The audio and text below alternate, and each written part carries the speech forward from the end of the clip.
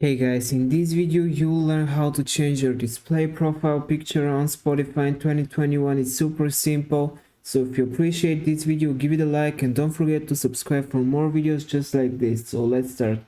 First, after you've opened the Spotify app, what you have to do is click on the gear icon at the top right corner of the app. And now click on the first option, View Profile. After you've clicked it, go to Edit Profile just below your username and click on your existing picture. Now you have the option to choose a photo or take a photo right now.